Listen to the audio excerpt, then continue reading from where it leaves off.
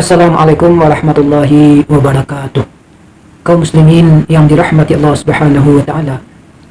Bagi Ibrahim, Ismail itu adalah anak kandung, buah hati yang sudah lama ditunggu dan didambakannya. Namun pada saat Ismail alaihissalam mencapai usia sanggup berusaha bersama dia, kira-kira umur 13 tahun, lalu datanglah perintah Allah untuk mengorbankan berupa penyembelihan putranya Ismail alaihissalam, sebagaimana yang dinyatakan oleh Allah dalam surat Safat ayat 102. Bismillahirrahmanirrahim. Falamma balagha ma'a sa'ya qala ya bunayya inni ara fil manam anni adbauka fanzur madza tara. Pada saat anak itu mencapai usia sanggup berusaha bersama bapaknya, lalu berkatalah bapaknya kepada anaknya, wahai anakku, sesungguhnya aku melihat engkau di dalam mimpi bahwasanya aku menyembelihmu, maka pikirkanlah bagaimana pendapatmu. Terkait perintah itu, kaum muslimin, Nabi Ibrahim alaihissalam mengedepankan kecintaannya yang tinggi, yakni cinta kepada Allah subhanahu wa ta'ala, menyampingkan kecintaan yang rendah, yakni cinta kepada dunia, harta, tahta, bahkan menyampingkan kecintaannya kepada anaknya. Begitu juga dengan Ismail alaihissalam. Dalam menghadapi ujian yang begitu berat, dihadapi dengan penuh ketabahan dan kesabaran.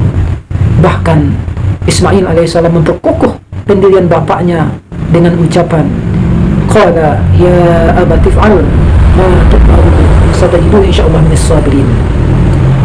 Wahai bapakku, amalkanlah apa yang telah Allah perintahkan kepadamu, insyaallah engkau akan mendapatiku termasuk orang-orang yang sabar. Allahu akbar, Allahu akbar, walillahil hamd. Kaum muslimin yang dirahmati Allah subhanahu wa ta'ala, ketaatan Nabi Ibrahim beserta dengan putranya Ismail sewajarnya menjadi contoh dan tauladan bagi kita pada hari ini. Tentu ketaatan dan kepatuhan kita bukan hanya terkait ibadah kurban saja, tetapi tentunya ketaatan dan ketundukan kita kepada hukum-hukum Allah subhanahu wa ta'ala.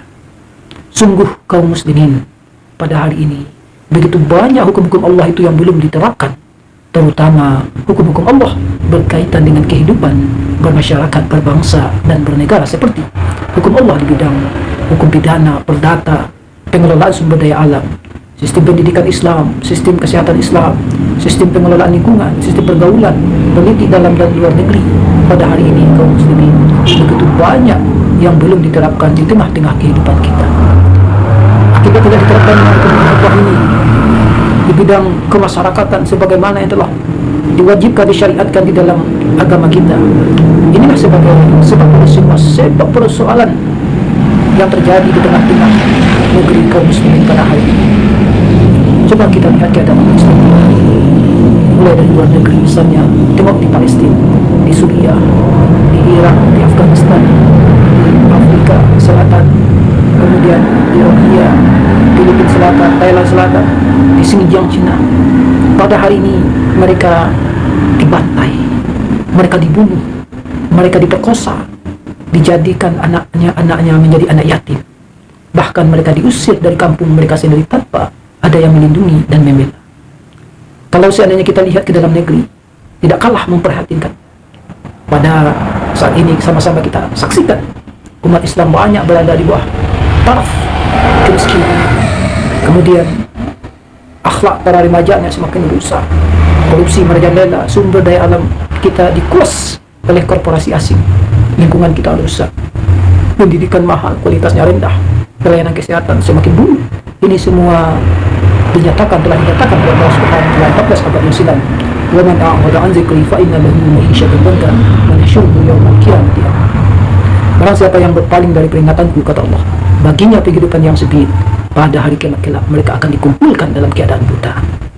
Ibnu Katsir menjelaskan, apa yang maksud dengan barang siapa yang berpaling dari peringatanku di dalam ayat ini, maksudnya adalah barang siapa yang mengambil aturan hidup selain aturan yang telah ditetapkan oleh Allah dan Rasulullah SAW, maka Allah pastikan baginya di dunia ini kehidupan yang sempit, kehidupan yang bermasalah, dan pada hari kiamat kelak yang lebih parah lagi, mereka akan dikumpulkan dalam keadaan buta.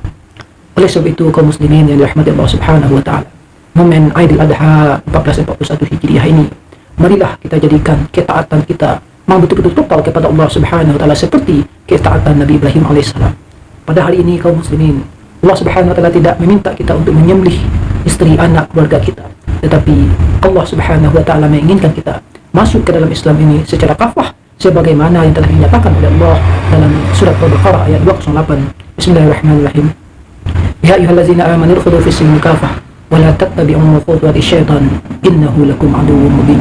Hai orang-orang yang beriman, masuklah kamu ke dalam Islam secara kafah, janganlah kamu mengikuti langkah-langkah syaitan, sesungguhnya syaitan itu musuh.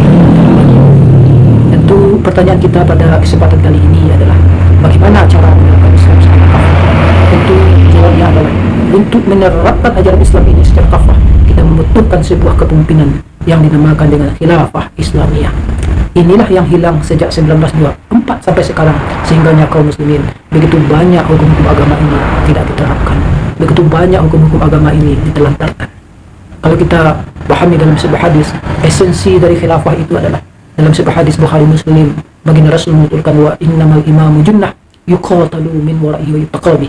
Sesungguhnya imam atau khalifah itu adalah, khilafah itu adalah penjaga, di belakangnya kalian berperang dan kepadanya lah kalian minta perlindungan. Al-Imam Nawawi menuturkan, kata imam dalam ayat ini adalah maksudnya adalah khilafah. Khilafah lah yang akan menerapkan ajaran Islam secara kafah. Khilafah akan menjaga kaum muslimin dari serangan musuh. Khilafah akan menjaga hubungan antara satu muslim dengan muslim yang lainnya, dan juga khilafah yang akan menjaga harta kekayaan umat Islam. Perkara ini sangat penting kaum muslimin. Hal ini ditegaskan oleh Imam Ghazali dalam sebuah ungkapan, ad-dinu ussun wa sultanu harisun wa man la ussalahu fa mahdumun wa man la harisalahu fa dha'ir. Agama itu pondasi, negara itu perisai. Sesuatu yang tidak ada pondasi akan runtuh, sesuatu yang tidak ada penjaga akan hilang.